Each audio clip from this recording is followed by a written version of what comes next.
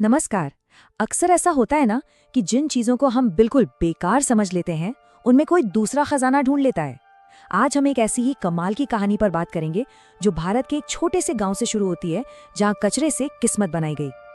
जरा सोचिए, एक गांव और वहां ये बैंगनी रंग का फल, ये बस कचरा था, सड़कों पे बिखरा हुआ, पैरों के नीचे आता हुआ, जिसकी कोई कीमत नहीं समझता था।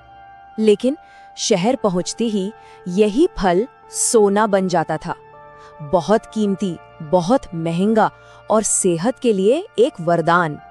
तो भाई, एक ही चीज, एक जगह कचरा और दूसरी जगह सोना, ये कैसे हो सकता है? बस यहीं से शुरू होती है रवि की कहानी। तो चलिए चलते हैं उत्तर प्रदेश के एक गांव में। यहाँ जामुन के पेड़ तो कह सकते हैं कि हर तरफ थे, लेकिन उनके फल की किसी को कोई कद्र नहीं थी। वो बस सड़कों पर बिखरा हुआ एक खजाना था। यहाँ ना दो बिल्कुल अलग दुनियाएं एक साथ चल रही थी। एक तरफ तो गांव की सड़कें थीं, जहाँ जामुन बस बर्बाद हो रहा था, और दूसरी तरफ रवि का अपना घर, जहाँ उसके पिताजी को डायबिटीज के लिए जामुन की गुठली का वही पाउडर शहर से महंगे दाम पर मंगवाना पड़ रहा था। और कीमत कितनी? पूरे 800 रुपए किलो। जरा सोच कर देखिए, जो चीज घर के ठीक बाहर यूं ही सड़ रही है, उसी के एक छोटे से हिस्से के लिए इतनी बड़ी कीमत देनी पड़ रही थी। असल में यही वो चिंगारी थी जिसने एक बहुत बड़े बदलाव को जन्म दिया। तो बस इसी मुश्किल के बीच से निकला एक आइडिया, एक ऐसा आइडिया जो सब कुछ बदलने वाला था। रवि के दिमाग में एक बात आई कि अरे, जो जामुन मेरे घर के बाहर सड़ रहा है, शहर में लोग उसी की गुठली के लिए हजारों रुपए तक दे रहे हैं। बस यही वो पल था जब उसने इन दो अलग अलग दुनियाओं को जोड़ा और एक जबरदस्त बिजनेस का मौका देख लिया। लेकिन एक मिनट, सवाल ये उठता है कि किसान इस फल को बेचते क्यों नहीं थे? वजह थी एक मार्केट गैप।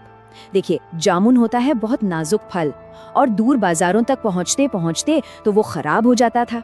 रवि ने सिर्फ फल को नहीं देखा, उसने सप्लाई चेन की इस बहुत बड़ी कमी को पकड़ लिया।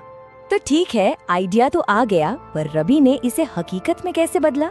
चलिए देखते हैं कचरे से कमाई तक का ये सफर।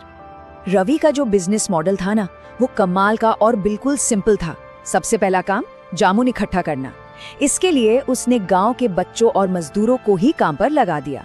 दूसरा स्टेप, फल को धोकर उसके गूदे और गुठली को अलग अलग करना। फिर तीसरा, गूदे से बनाया जूस और उसे बेच दिया। और चौथा, जो असली खजाना था, गुठलियों को सुखाकर उसका पाउडर बनाना।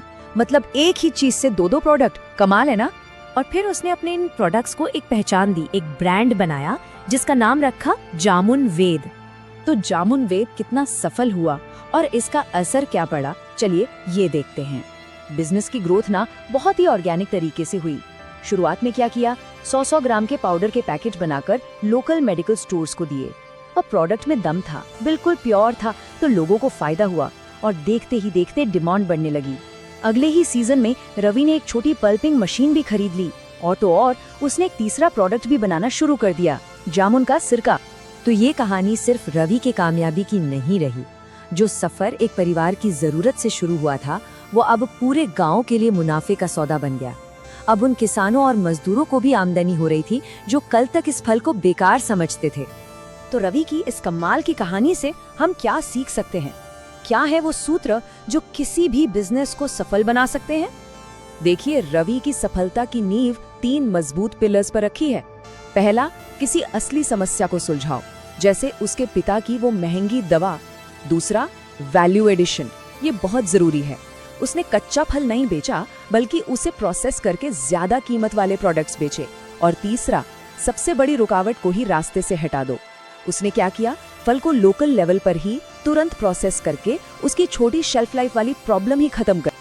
और अब देखिए इस बिजनेस का असली गणित, असली जादू। वैल्यू एडिशन का मतलब क्या होता है? कच्चा जामुन बिकता था, मान लीजिए 40 रुपए किलो, लेकिन जैसे उसका पाउडर बना, उसकी कीमत हो गई पूरे 800 रुपए, यानी सीधे सीधे 20 गुना का उछाल। यही तो था रवि के बिजनेस का असली आर्थिक इंजन। तो मतलब साफ है, सबसे जरूरी बात यह है कि इनोवेशन या कोई नया आइडिया अक्सर उसी छिपी हुई वैल्यू को देखने का नाम है जिसे बाकी सब लोग बस नजरअंदाज कर देते हैं। तो ये कहानी हमें एक बहुत ही मजेदार सवाल के साथ छोड़ जाती है कि हमारे आसपास ऐसी कौन सी बेकार चीज है जिसमें सही नजर से देखने पर सोना छिपा हो सकता है।